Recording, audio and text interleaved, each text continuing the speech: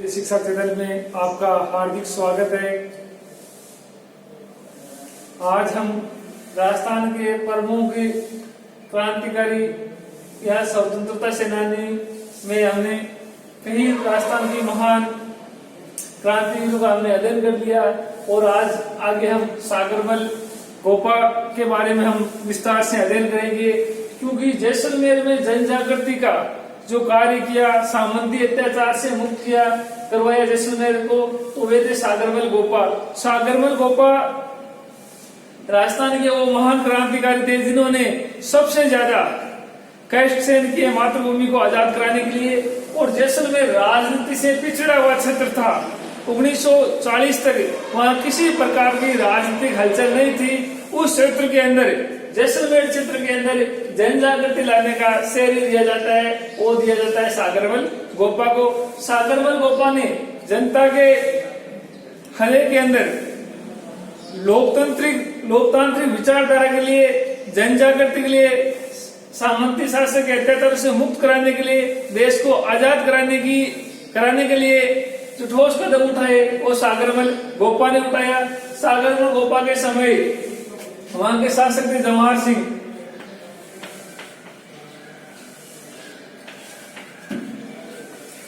शासक थे जवाहर सिंह। ये जनता पर बहुत ज्यादा अत्याचार और शोषण करते थे। इनके अत्याचार और शोषण के खिलाफ सागरमल गोपा ने इस क्षेत्र के अंदर प्रथम बार शासक के विरुद्ध आवाज उठाई। इनसे पहले करते के 1939 ईस्वी में इनके भाई थे शिव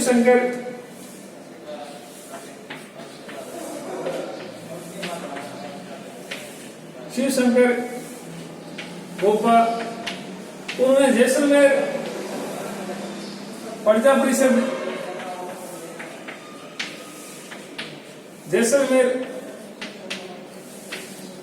प्रजा परिषद का गठन किया। करने के बाद में कुछ हद तक जैसलमेर में जनजागृति का प्रचार और प्रसार हुआ। उसके बाद में सागरमल गोपा ने पुस्तक लिखी गुंडा राज।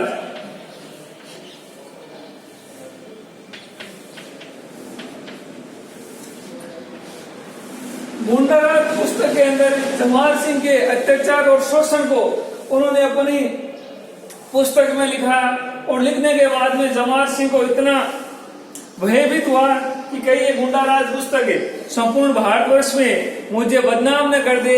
इस कारण सागरमल गोपा को गिरफ्तार करने की उन्होंने योजना बनाई और गुंडा राज पुस्तक और एक आजादी के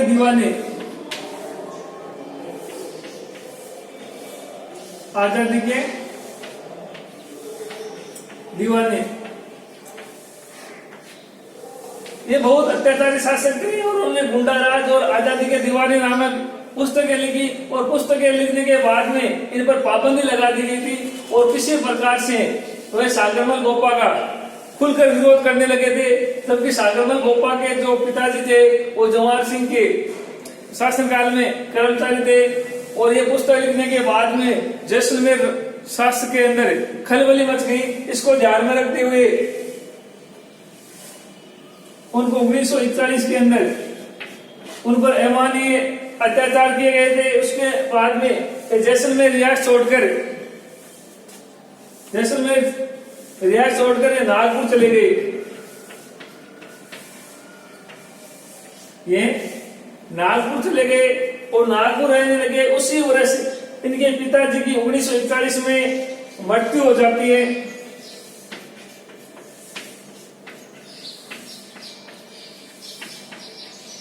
पिताजी की जब मृत्यु का ये समाचार सुनते हैं तो ये वापिस जैसलमेर आ जाते हैं। इस बात का जब इनके जैसलमेर के शासक जवाहर सिंह को जो पता चलता है तो उनको गिरफ्तार करने की योजना बनाते हैं। और 22 मई 1941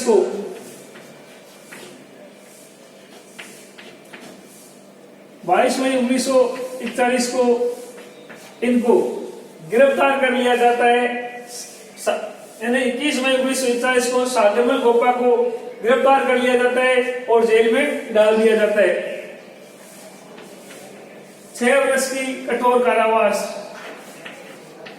6 वर्ष की इनको कठोर कारावास की सजा सुनाई जाती है और उन पर बहुत ज्यादा जेल के अंदर अत्याचार किया जाता है। और ये एक पत्र लिखकर जयनारायण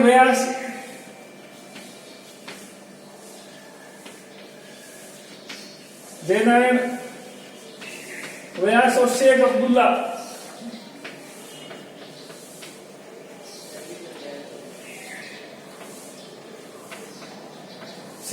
को एक पत्र लिखते हैं और ये कहते हैं जैसलमेर जेल के अंदर मेरे साथ बहुत ज्यादा अत्याचार और शोषण किया जाता है। इनके खिलाफ जब जयनारायण व्यास अंग्रेज अधिकारी रेजिडेंसी से बात करते हैं तो वो कहते हैं कि मैं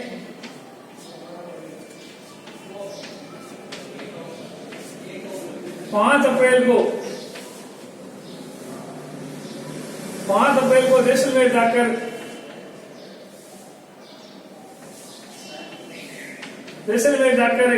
मैं इनकी जांच करूंगा।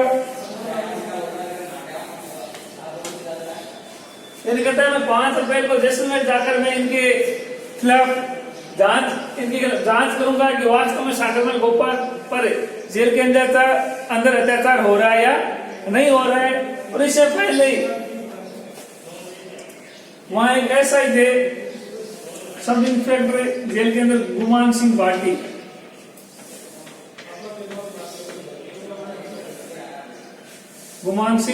भाटी, उनके द्वारा इन पर बहुत ज्यादा अत्याचार किया जाता है और अत्याचार किया जाता है। इस अत्याचार से वो बहुत आहत हो जाते हैं। वैसा कहा जाता है कि 5 अप्रैल को जब जयनारायण व्यास और शेख अब्दुल्ला ने अंग्रेज सरकार से मांग की कि आप जैसलमेर जाकर सागरमल गोपाल के जेल में हो रहे अत्याचार की आप जांच कीजिए, उससे पहले 3 अप्रैल को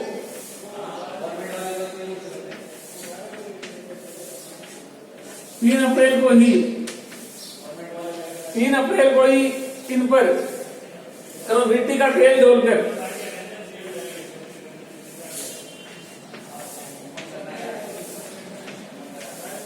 मिट्टी का तेल छिड़ककर इनको जला दिया जाता है और 20 घंटे तक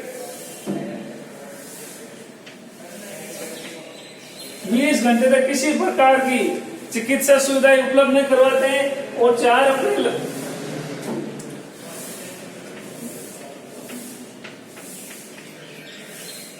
अप्रैल को सागरमल गोपाल की मृत्यु हो जाती है।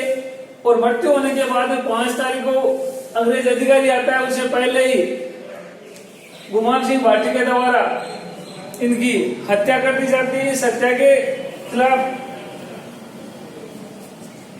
इसकी हत्या कर दी जाती है। और इस हत्या का जो रूप है, ये बात 1942 ईस्वी की है। और इस हत्या का रूप है वो आत्महत्या। उसने कहा कि सागरमल गोपा ने आत्महत्या कर ली,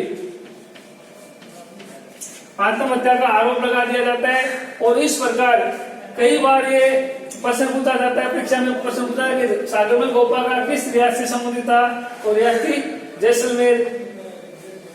उस समय सागरमल गोपा के समय में ऐसा कौन थे, तो गुमान सिंह भाटी ने सर्वाधिक इन पर अत्याचार और शोषण किया। 3 अप्रैल 1942 को उन पर मिट्टी का तेल डालकर इनको जला दिया गया था। और 20 घंटे तक इनको किसी प्रकार की चिकित्सा सुविधाएं उपलब्ध नहीं करवाई गई थी। उसके बाद में 4 अप्रैल को इनकी मृत्यु हो जाती है। और मृत्यु होने के बाद में जो सारा आरोप है ये लगा देते हैं कि सागरमल गोपा ने आत्महत्या कर ली गई है। इसको ध्यान में रखते हुए अंग्रेज सरकार ने एक कमीशन बैठाते हैं जिसका नाम है, अंग्रेज सरकार ने एक जांच आयोग का गठन करते हैं कि सागरमल गोपा की मृत्यु के कारणों की जांच कर ली जाए। गोपाल स्वरूप पाठक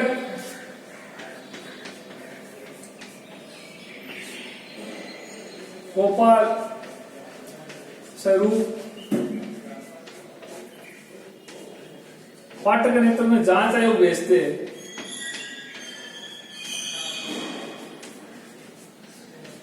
जांच आयोग जैसलमेर भेजा जाता है और ये गोपाल स्वरूप पाठक जांच आयोग इसकी जांच करते हैं और जांच करने के बाद में ये अंग्रेज सरकार के द्वारा जांच आयोग गठित किया जाता है। और गोपाल स्वरूप पाठक के जांच आयोग ने भी ये रिपोर्ट देते हैं कि सागरमल गोपा ने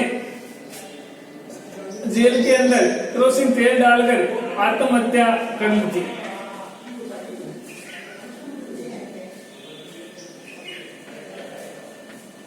आत्महत्या उन्होंने इस प्रकरण की जांच की और कहा कि उन्होंने क्या कर ली थी, आत्महत्या कर ली थी। और उस समय जवाहरलाल नेहरू ने भी भारतीय राष्ट्रीय कांग्रेस के द्वारा जवाहरलाल नेहरू जी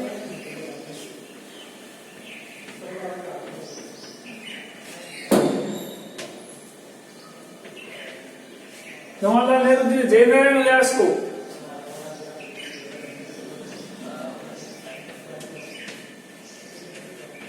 जयनारायण व्यास के नेतृत्व में इस मामले की जांच करने के लिए भेजे थे।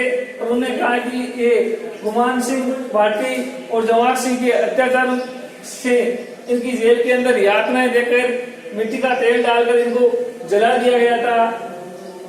अब देखिए परीक्षा में प्रश्न ये आता है कि जैसे सागरमल गोपा के लिए अंग्रेज सरकार ने कौन सा जांच आयोग का गठन किया गया था, तो गोपाल स्वरूप पाठक जांच आयोग का गठन किया था। इस जांच आयोग की रिपोर्ट ये रही थी कि जेल के अंदर उन्होंने आत्महत्या कर ली थी। और जवाहरलाल नेहरू जी ने जांच के लिए जयनारायण व्यास को भेजा था। इस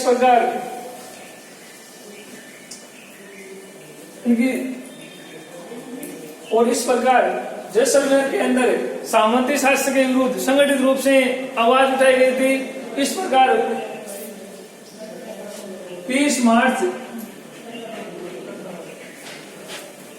1949 में जैसलमेर रियासत का हमारे राजस्थान के चतुर्थ चरण में ये हमारे राजस्थान में सम्मिलित हुए। और उस समय ये सागरमल गोपा की जयंती जिन्होंने सामंती शासक और अत्याचार के खिलाफ आवाज उठाई। ये राजस्थान के एकमात्र ऐसे क्रांतिकारी थे जिन्होंने मातृभूमि को आजाद कराने के लिए सबसे ज्यादा अत्याचार सहन किया और सबसे ज्यादा यातनाएं भी सागरमल गोपा को दी गई थी। अब हम अगले जो क्रांतिकारी है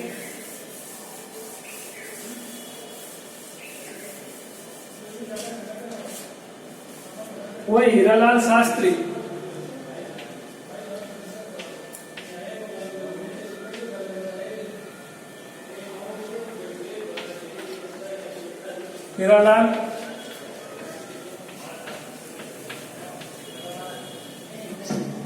हीरालाल शास्त्री, इनका जन्म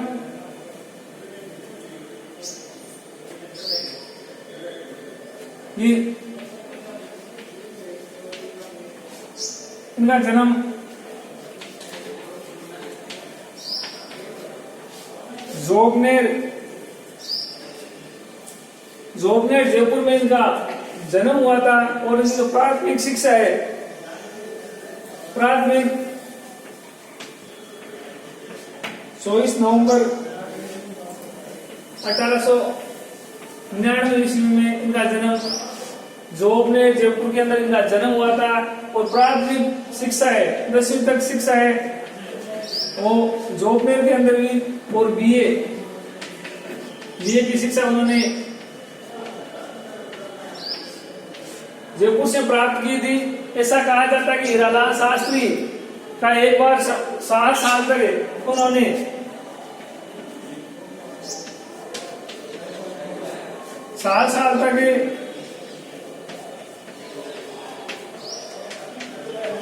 सरकारी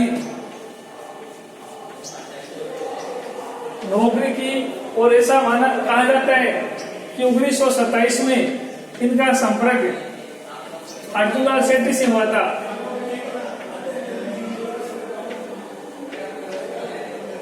अर्जुनलाल शेट्टी से संपर्क हुआ और अर्जुनलाल शेट्टी के विचारों से ये इतने प्रभावित हुए कि प्रभाव में अब्दुल्ला सेठ के प्रभाव में आकर उन्होंने ये सरकारी नौकरी से त्याग पत्र दे दिया, और त्याग पत्र देने के बाद में ये भारतीय राष्ट्रीय कांग्रेस में ये सम्मिलित हो गए, और देश में उस समय चल रहे आंदोलनों में सक्रिय रूप से ये भूमिकाएं निभाने लगे। उनके द्वारा एक प्रसिद्ध गीत गाया जाता था, पढ़ ले प्रतीक्षा,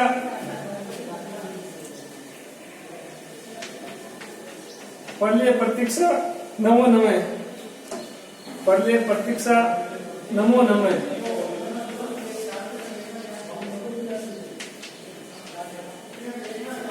नमो नमः ये बहुत प्रसिद्ध रहा। इनके द्वारा 1930 के अंदर इस गीत की रचना की गई थी। पढ़लेख प्रतीक्षा नमो नमः कई बार प्रतियोगिता परीक्षा में प्रश्न पूछ लिया जाता है कि लाल शास्त्री का सबसे लोकप्रिय गीत कौन सा था, तो गीत था पढ़लेख प्रतीक्षा नमो नमः। ये 1930 में लिखा गया था। एक इनकी जीवनी है, एक इनकी जीवनी लिखी गई है, जीवनी लिखी गई है जो कि प्रत्यक्ष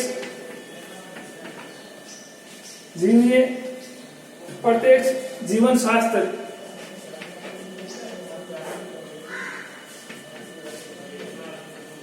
एक दिन के द्वारा लिखा गया गीत है पढ़ ले प्रतीक्षा नमो नमः, और एक दिन के समय के द्वारा लिखी हुई अपनी आत्मकथा या जीवनी है प्रत्यक्ष जीवन शास्त्र। उसके बाद में ये रचनात्मक कार्य में लगे थे। अपने पुत्र की याद में शांतिबाई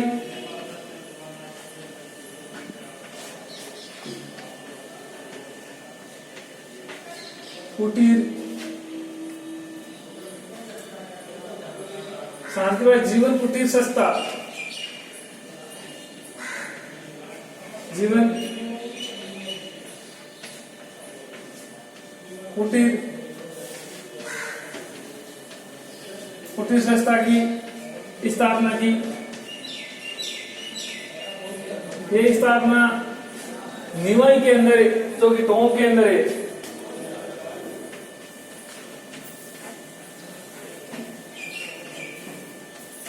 निवाई टोंक के अंदर शांतिबाई जीवन कुटीर संस्था की स्थापना की गई थी। ये हीरालाल शास्त्री के द्वारा बालिका शिक्षा को बढ़ावा देने के उद्देश्य से इसकी स्थापना की गई थी। इन्हें जीवन शिक्षा, जीवन शिक्षा कुटीर, जीवन शिक्षा कुटीर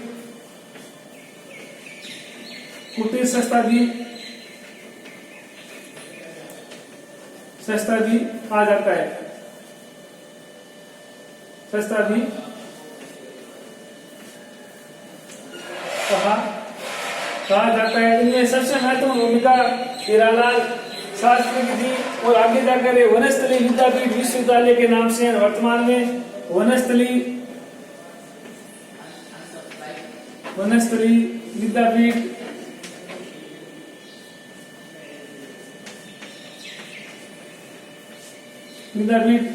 विश्वविद्यालय के नाम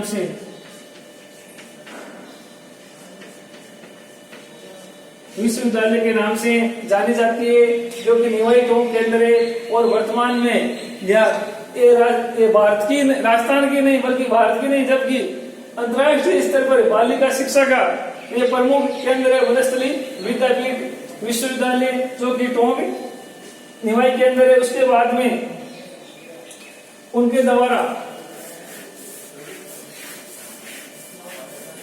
और इनका जो 1942 के अंदर देश के अंदर भारत छोड़ो आंदोलन चल रहा था।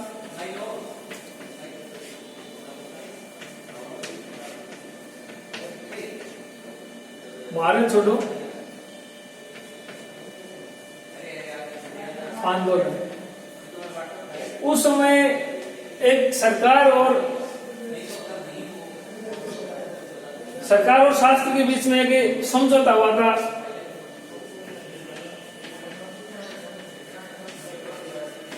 सरकार व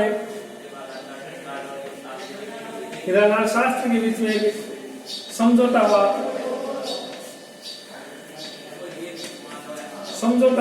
उस समझौते को जेंटलमैन समझौता कहा जाता है।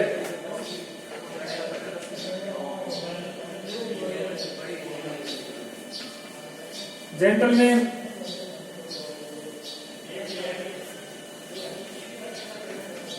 समझौता कहा जाता है। उस समय जयपुर के शासक सवाई मान सिंह थे, जिनको आधुनिक जयपुर का निर्माता कहा जाता है। उसमें सरकार और हीरालाल शास्त्री के बीच में समझौता हुआ। इस जेंटलमैन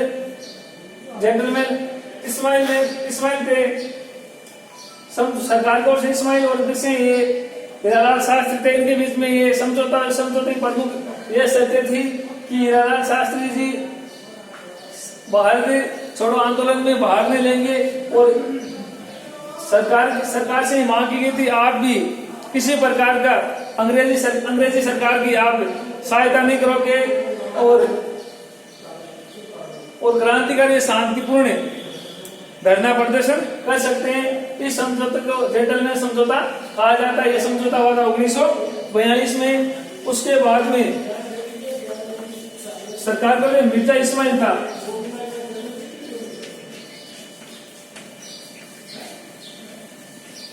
कई बार परीक्षा में पूछ लिया जाता है कि 1942 में हीरालाल शास्त्री और जयपुर सरकार के बीच में कौन सा समझौता हुआ था। समझौता हुआ था जेंटलमैन समझौता। इस समझौता के तहत हीरालाल शास्त्री भारत छोड़ो आंदोलन में भाग नहीं लेंगे।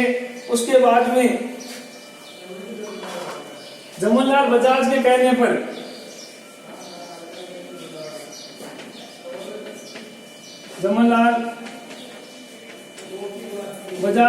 पर जयपुर प्रजा मंडल की पूर्ण स्थापना हीरालाल शास्त्री के द्वारा ही की गई थी। और उसके बाद में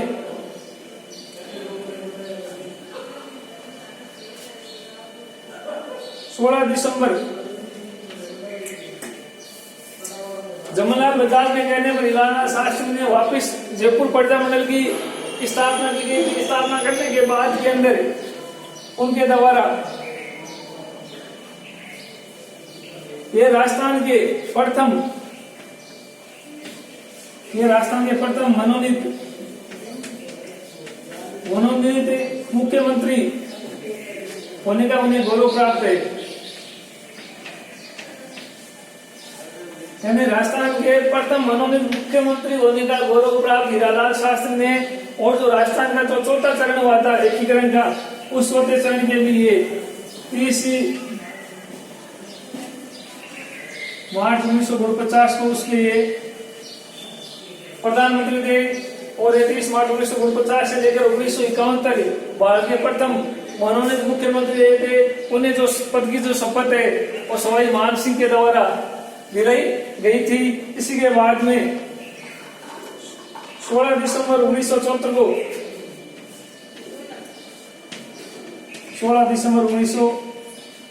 को हीरालाल शास्त्री जी की मृत्यु हो जाती है। उनका जो प्रमुख कार्य था, एक तो वनस्थली विद्यापीठ की स्थापना, जेंटलमैन समझौता भारत छोड़ो आंदोलन के समय हुआ था। और ये राजस्थान के प्रथम मनोनीत मुख्यमंत्री रहने का भी इनको गौरव प्राप्त है। और राजस्थान का चौथा चरण हुआ था 30 मार्च 1949, उसके प्रधानमंत्री बनाए गए थे। 1974 में इनकी मृत्यु हो गई थी। आगे हम अध्ययन करेंगे जमनलाल बजाज।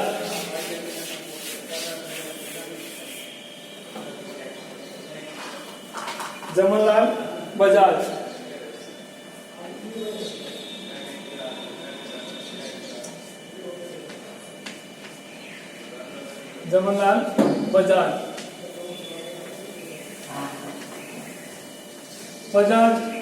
इनका जो संबंध था वो सीकर जिले से था। इनका संबंध था सीकर जिले से।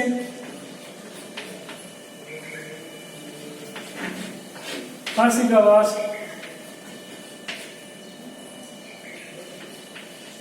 वास सीकर। ये सीकर जिले से संबंधित है। इनका जन्म 4 नवंबर 1892 के अंदर इनका जन्म हुआ। और ये जमनलाल बजाज गांधी जी के 5 पुत्र, गांधी जी के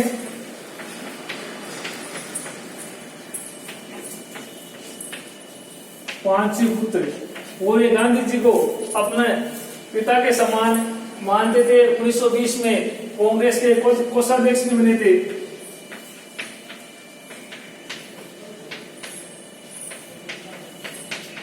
कांग्रेस के कोषाध्यक्ष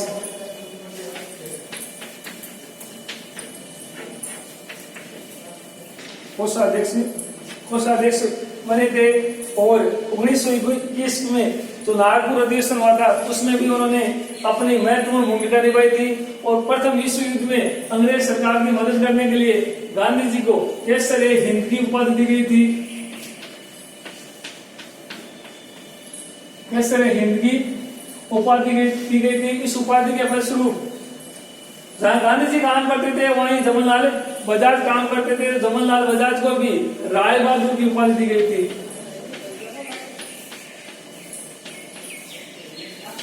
राय बहादुर की उपाधि दी गई थी।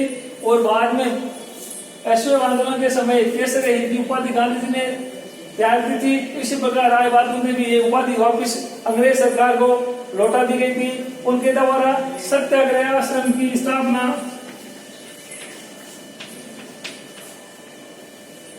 सत्याग्रह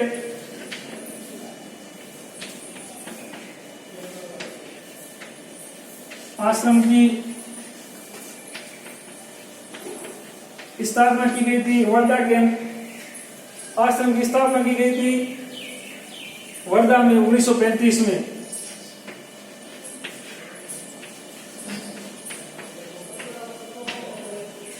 यानी सत्याग्रह आश्रम की स्थापना वर्धा महाराष्ट्र के अंदर 1935 के मान जमनलाल बजाज के द्वारा स्थापना की गई थी। ये राजस्थान के भामाशाह कहे जाते थे।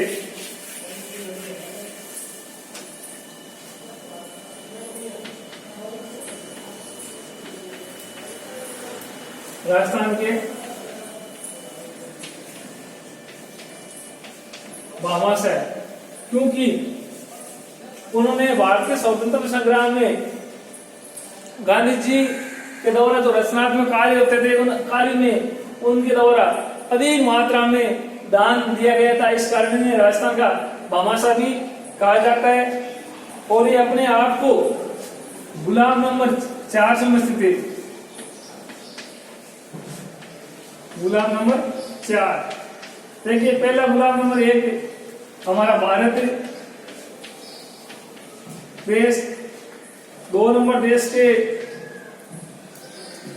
2 नंबर गुलाम था सीकर जिनका उनका जिला था। और 3 नंबर गुलाम था देश के राजा। और 4 नंबर गुलाम ये समय जमनलाल बजाज।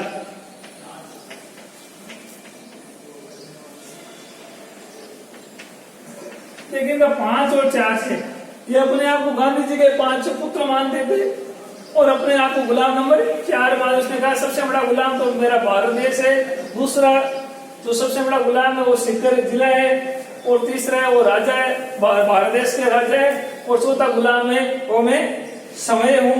उनके द्वारा सरकार संघ की स्थापना की गई थी।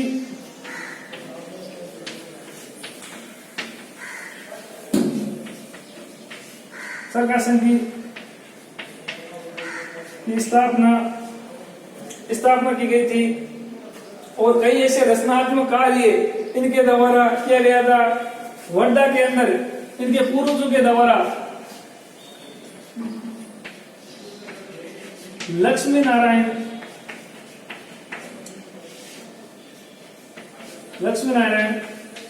मंदिर के दरवाजे अछूतों के द्वारा 1928 के अंदर खोल दिए गए थे।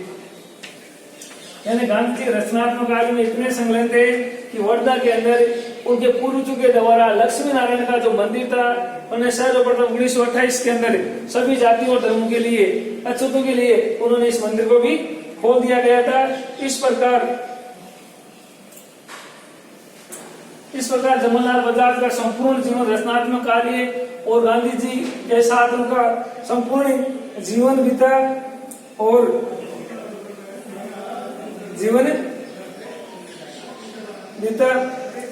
जमनलाल बजाज का ये अपने आप को गांधी जी के 5 पुत्र कहलाते थे, पुत्र मानते थे और अपने आप को गुलाम नंबर 4 मानते थे। चरखा संघ की स्थापना की गई थी इनके द्वारा। ये उनके प्रमुख कार्य थे जमनलाल बजाज के। अगले जो हम क्रांतिकारी है उनके बारे में अध्ययन करेंगे।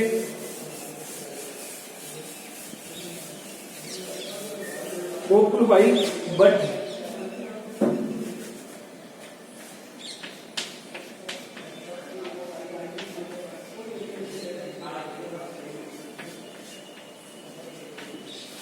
गोकुल भाई भट्ट, इनका संबंध है वो सिरोही से था। इनका जो संबंध है वो सिरोही से था। हातलगांव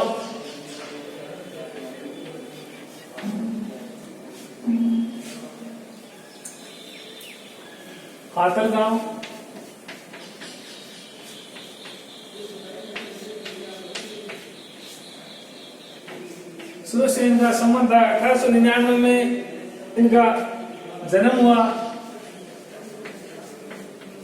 और ये भी राजस्थान के गांधी कहलाते थे। उनके द्वारा सिरोही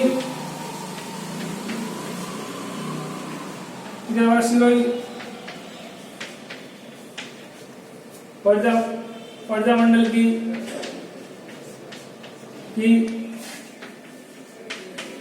स्थापना की गई थी।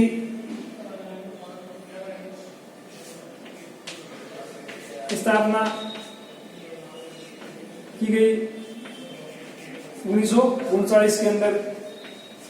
और इनके जो प्रमुख कार्य थे आचार्य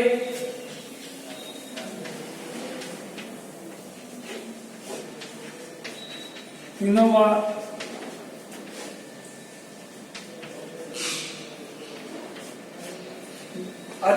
भावे के भूदान आंदोलन में इनकी महत्वपूर्ण भूमिका थी। जयप्रकाश नारायण के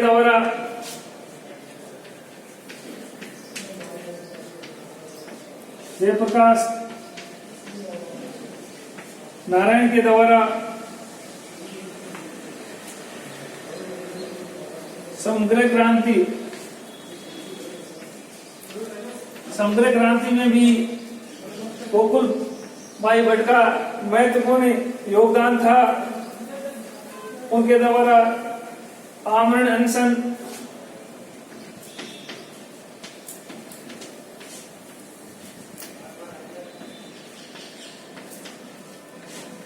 कई बार आमरण अनशन किया गया था और आगू हुए सिरोही का विलय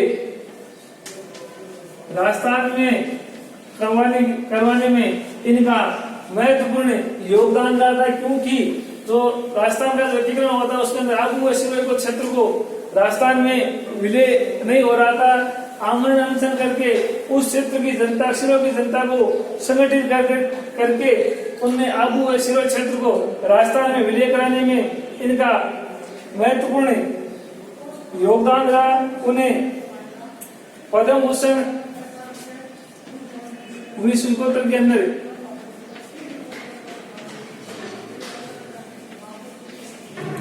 पद्म भूषण पुरस्कार हुए। जमनलाल बजाज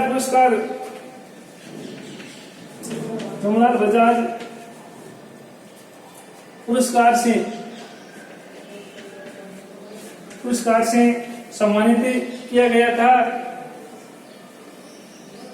के सम्मानित किया गया था उसे राजस्थान के गांधी, राजस्थान के गांधी।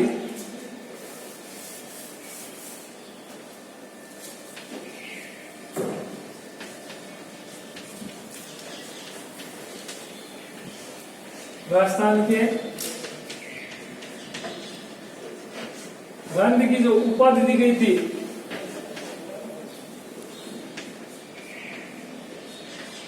उपाधि का सार्थक रूप से उन्हें सिद्ध किया था। गोकुल भाई भट्ट को राजस्थान का गांधी कहा जाता है। 1948 में शिरोई प्रजातंत्र की स्थापना में इनका महत्वपूर्ण योगदान रहा था। आचार्य विनोबा भावे के द्वारा भूदान आंदोलन में की महत्वपूर्ण भूमिका रही थी। जयप्रकाश नारायण के द्वारा समग्र क्रांति में इनकी महत्वपूर्ण भूमिका रही थी। और 1971 में पद्म भूषण पुरस्कार और जमनलाल पुरस्कार के द्वारा इनको सम्मानित किया गया था। उच्च सुधार, स्वदेशी आंदोलन, खादी का प्रयोग में इनकी गोकुल भाई भट्ट की महत्वपूर्ण भूमिका रही थी। आज हमने राजस्थान के प्रमुख क्रांतिकारियों के बारे में, लगभग क्रांतिकारियों के बारे में हमने अध्ययन कर लिया है। एक छोटा सा बिंदु और है कि इनके अंदर इनकी हम चर्चा अमरचंद बांटिया के बारे में थोड़ा संक्षिप्त वर्णन करूंगा।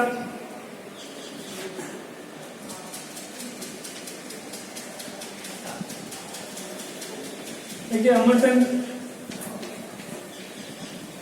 बांटिया ये राजस्थान के बीकानेर क्षेत्र से थे। ये राजस्थान के बीकानेर क्षेत्र से संबंधित थे। ये जाति के बढ़िया थे। और जब 1857 की क्रांति के समय इनसे यह पूछा गया था कि आप राजस्थान के लिए क्या मदद करोगे, उसे कहा गया कि आप 1857 की क्रांति हो रही है और अमरचंद जी आप इन क्रांतिकारियों के लिए क्या मदद करोगे। उन्होंने कहा कि मेरी उम्र बहुत ज्यादा हो गई, क्योंकि इनका जन्म है वो 1799 ईस्वी में हुआ। और 1857 की जो 57 ईस्वी की जो क्रांति हुई थी, इस क्रांति के समय उनकी लगभग आयु 60 वर्ष के आसपास थी। तो अमरचंद बांटिया ने कहा कि मैं इस क्रांति में लड़ तो नहीं सकता, मगर मैं इस क्रांति में जो क्रांतिकारी होंगे उनके लिए मैं आर्थिक सहायता दूंगा। तो इनके द्वारा लक्ष्मीबाई, झांसी की रानी लक्ष्मीबाई और कांटे टोपी को आर्थिक सहायता दी गई थी। इस आर्थिक सहायता के कारण अंग्रेज सरकार ने ग्वालियर में इनको फांसी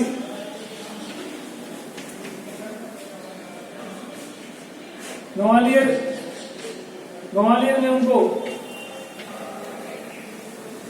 फांसी दे दी गई थी। यह राजस्थान के 18वीं क्रांति में शहीद होने वाले प्रथम व्यक्ति थे अमरचंद बांटिया, जिनका संबंध बीकानेर से था। और 18वीं क्रांति के भामाशाह भी कहा जाते हैं। और राजस्थान का मंगल पांडे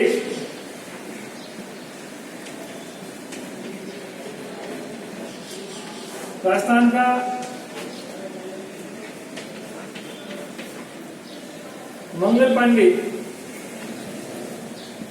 का मंगल पांडे भी अमरचंद बांटिया को ही कहा जाता है। 18वीं क्रांति के प्रमुख भामाशाह थे। इनका संबंध बीकानेर से थे। उन्हें लक्ष्मीबाई और तांते टोपी को आर्थिक सहायता दी थी। इस आर्थिक सहायता के कारण 1857 में ग्वालियर में अमरचंद बांटिया को फांसी की अंग्रेज सरकार ने फांसी दे दी थी। और राजस्थान का मंगल पांडे भी अमरचंद बांटिया को कहा जाता है। आज हमने राजस्थान के प्रमुख क्रांतिकारियों के बारे में अध्ययन किया। नमस्कार।